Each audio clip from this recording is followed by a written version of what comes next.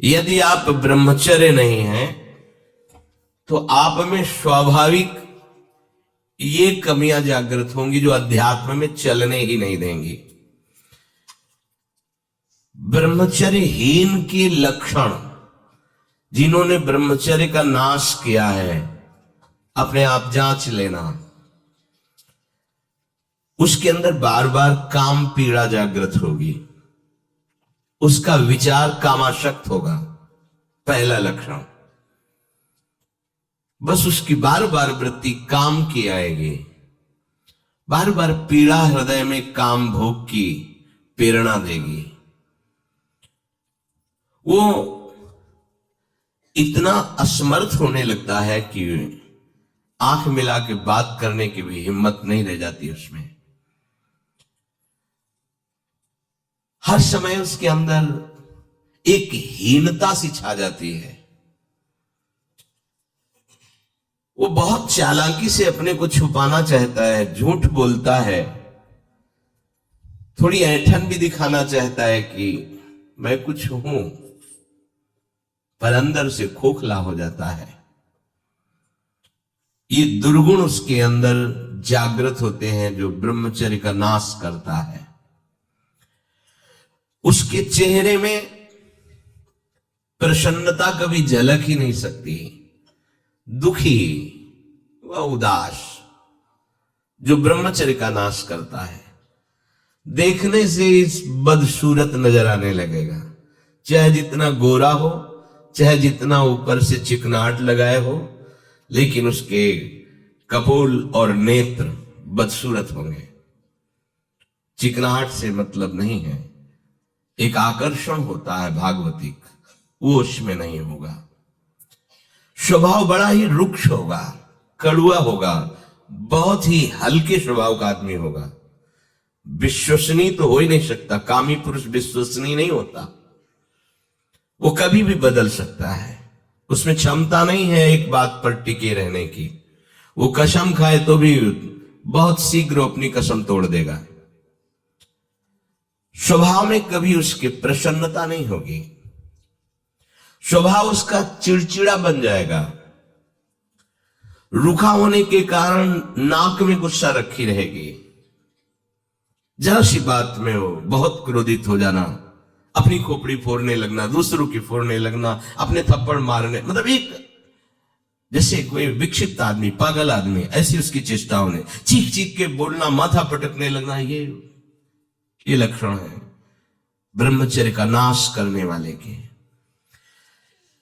वो जीता तो है पर मुर्दे की तरह निस्तेज, उसमें उत्साह, उसमें शूरवीरता, ये सब क्षीण होने लगती है। शूरवीरता काम क्रोध आदि को सहन करना है। उसके कपोल में हल्के हल्के से सांवले दाग प्रकट होने लगते हैं, एक झुर्री सी पड़ने लगती है। ये वीरनाश का लक्षण है।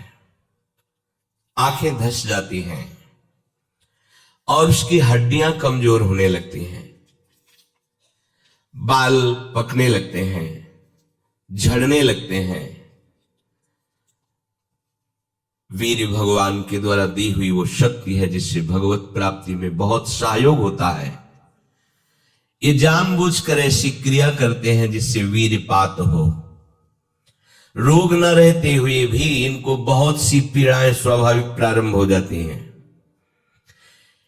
जर्जर, दुर्बल, भागवतिक कामों में निरुत्साह, भजन करना, परिक्रमा करना, समय से उठना, समय, ये सब उत्साहहीन होते हैं। थोड़ा भी परिश्रम या मेहनत करने पर हांफने लगना, थक जाना, दैनिक दिनचर्या बिल्कुल ठीक ना होना, चित्त में बहुत सी कुचिंताएं बढ़ जाना, थोड़े से डर की बात आते ही हृदय में ऐसी धड़कन होने लगना, भयभीत होने जाना, थोड़ा सा दुख एक पहाड़ जैसा लगना, थोड़ा सा भय ऐसा लगना कि अब क्या होगा, घबराहट पैदा हो जाना, बार बार भूख लगना,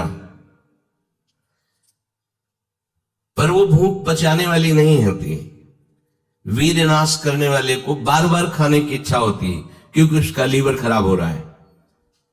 ये अच्छा लक्षण नहीं, बार बार भूख लगना कि बहुत बढ़िया लीवर काम कर रहा है, नहीं, अंदर कब्ज बन रही है, लीवर डाउन हो रहा है और आपको बार बार भूख ले रही। ये झूठ में फंसाया जा रहा है, ये झूठी भूख है जो तुम्हारा रोगों का घर बनेगी। उसकी जठराग्नि मंद पड़ जाती है, भोजन ठीक से पचता नहीं, मलबद्धता हो जाती, कब्जियत हो जाती है, परिणाम में बवासीर आदि कई तरह के रोग प्रकट हो जाते हैं। या तो नींद नहीं आने लगेगी या फिर ऐसी आएगी कि घंटों, मतलब 8-10 घंटे सोए फिर भी उठे, फिर भी आलस्य, प्रमाद, ये बना रहेगा। आंखों में हर समय भारीपन बना रहेगा, बिना किसी चेष्टा के रात्रि में स्वप्न दोष हो जाएगा, वीरपात हो जाएगा। ये उसके लक्षण है जो जानबूझकर ब्रह्मचर्य का नाश करता है। वीर का इतना पतला हो जाना कि लघुशंका के लिए जोर करने पर वीर निकल जाना बहुत बड़ी हानि है। नए नए बच्चों में जब उनसे प्रश्न करते हैं कि आपके दर्शन से ऐसा महसूस होता है आप कोई गलत चेष्टा करते हैं, तो कहते हैं अब नहीं करता, लेकिन पहले जब आपसे मिला नहीं था तब होती थी, लेकिन लक्षण तो अब भी प्रकट हो रहे हैं। तो स्वाभाविक वीरपात हो जाता है, स्वप्न दोष में भी और लघु शंका में भी। इसका कारण है आपने बहुत ही गलत आचरण किए हैं। ये जो हस्त मैथुन आदि क्रियाएं हैं, इनके द्वारा पूरा का पूरा आपका जीवन नष्ट हो जाता है। इसे खिलवाड़ मत समझो। चाहे गृहस्थी में भी जाना हो तो खिलवाड़ मत करो। आप गृहस्थी लायक नहीं रह जाएंगे। आप जो गृहस्थ धर्म में संतानोत्पत्ति क्रिया है, आप उसके लायक नहीं रह जाएंगे, आप में योग्यता नहीं रह जाएगी। इसलिए सावधान। परमार्थ में चलना है तो अत्यंत आवश्यकता ही है ब्रह्मचर्य की, पर गृहस्थ में चलने के लिए भी ब्रह्मचर्य की आवश्यकता है। जहां वो पेशाब करने के लिए जोर लगाते हैं तो वीर स्खलित होने लगता है थोड़ी थोड़ी मात्रा में।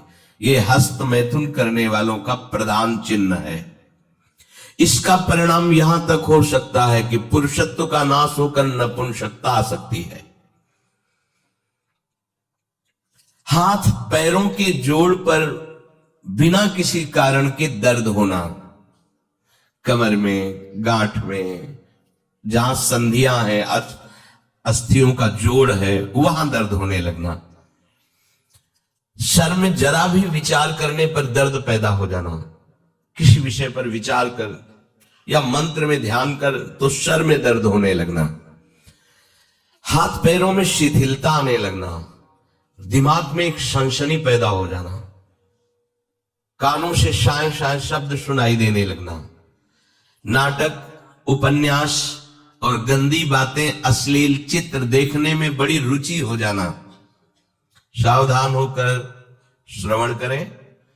भगवत मार्ग के उपासक हैं। कुछ उपासकों में जो बाहर अनुशासन हीन होकर के रह रहे हैं और उनके पास स्मार्ट मोबाइल, क्या कहते हैं वो है, तो वो लोग कभी ऐसी गलती ना करें, सर्च करके ऐसे दृश्य ना देखें, नहीं तो तुम्हारा ऐसा नाश होगा कि तुम इस बात को किसी भी साधन से पूर्ण नहीं कर पाओगे।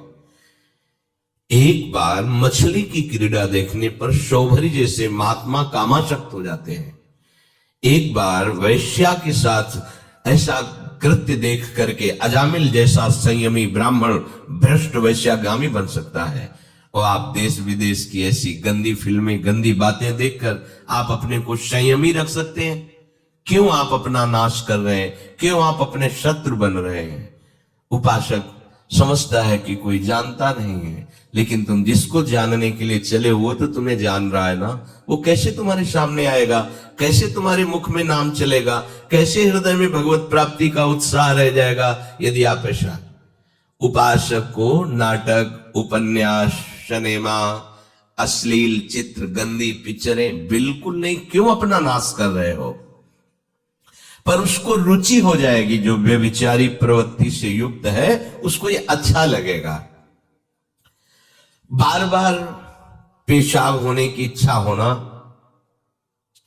पेट में ऐसा लगना जैसे बहुत गर्मी पैदा हो गई है, और प्रमेह आदि उग्र रोगों का प्रादुर्भाव हो जाना, ये ब्रह्मचर्य नाश का लक्षण है। तलवे हथेलियों पर पसीना आने लगना, हाथ पैर में जरा भी काम करने के लिए चलो तो कंपायमान होने लगना, थोड़ा भी ऋतु परिवर्तन बीमारी को पैदा कर देना, थोड़ा सा गर्मी थोड़ा सा सर्दी बीमार हो गया, उसे प्रकृति का प्रहार सहन न करने की सामर्थ्य आ जाती है। वो प्रकृति का प्रहार सहन नहीं कर सकता, ऐसी स्थिति हो जाती है। चेहरे पर मुहासे प्रकट हो जाना, कभी कभी अचानक खड़े होने पर आंखों के सामने अंधेरा छा जाना, अधिक वीरपात होने पर मूर्छा भी आ जाना, स्मरण शक्ति का ह्रास हो जाना, बहुत बार प्रयास करो फिर भी याद नहीं होगा। और ब्रह्मचर्य सही है तो एक बार बोल दीजिए, 100 वर्ष बाद सुन लेना, वो अपने आप स्थापित हो जाएगा। ज्यादा पढ़ना लिखना नहीं पड़ता, एक बार बोलिए तो 100 वर्ष बाद पूछ लीजिए, 100 वर्ष बाद उसकी स्मृति वैसी ही बनी रहेगी यदि वो ब्रह्मचारी है। चित्त का अत्यंत चंचल हो जाना, चित्त में बिल्कुल बल न होना कि हम विषय से हटा के प्रभु में लगा सके, ऐसी सामर्थ्य नहीं, दुर्बल हो जाना, बार बार प्रतिज्ञा करना पर उसका निर्वाह न कर पाना, आज से मैं ऐसा नहीं करूंगा, 1 2 3 फिर गिर गया, वहीं गिर गया। हर कार्य बीच में छोड़ देना, किसी भी कार्य को सांगोपांग न करना, ये वीर्य पात करने वाले के लक्षण है। दिमाग में भयानक गर्मी रहना, नेत्रों में जलन उत्पन्न हो जाना, वह बिना किसी कारण के नेत्रों से पानी बहना, बहुत कम गलती में भारी गुस्सा आ जाना, बहुत कम लाभ में फूल जाना, अहंकार आ जाना, कम लाभ में भी कोई लाभ नहीं, छोटी मोटी वस्तुओं के प्राप्त होने पर अहंकार आ जाना, माथा, कमर, मेरुदंड, छाती, इनमें बराबर दर्द बढ़ते जाना, बड़ी हालत खराब हो जाती है। ऐसे दर्शन हुए ऐसे जनों के, आंखों से दिखता नहीं, 28 वर्ष के होंगे वो लगभग, वैराग्य इस कोटिका की आप सोच भी नहीं सकते, बाहरी बस लंगोटी अचला और फुटपाथ में पड़े रहना। पूर्व विद्यार्थी जीवन में विद्यार्थियों के साथ हस्तमैथुन करने का अभ्यास वो इतना दृढ़ हो गया था कि 10-10, 15-15 बार एक दिन में स्वाभाविक ऐसे, उनकी हालत ये थी कि आंखों से दिखना बंद हो गया था, खड़े होने की सामर्थ्य नहीं। और हितधाम में एकांत में मिलके कहा था कि आपका जो ब्रह्मचर्य का प्रवचन सुना हमें, तो ऐसा लगा कि शायद आप उपाय बता सकते हो। तो उनका हमारे पास कोई हम आयुर्वेदाचार्य है नहीं, और दूसरी बात है कि ये चीज आपके हाथ में है, अगर आप नहीं रोकते हैं तो आपको ऐसी दशा में पहुंचा देगा ये क्रिया कि आप किसी काबिल नहीं रह जाएंगे।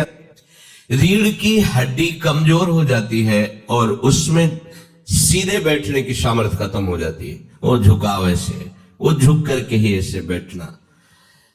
वीरपात करने वाले के मसूड़े में फूलना, मुख से दुर्गंध आना, शरीर का पसीना दुर्गंध युक्त होना, ये वीरवान के यहां से दुर्गंध नहीं आ सकती। जो वीरवान अर्थात जो ब्रह्मचारी है उसके यहां से दुर्गंध, उसके मुख से दुर्गंध नहीं आएगी, भले कुल्ला करे या ना करे, ये वीर में सामर्थ्य होती है।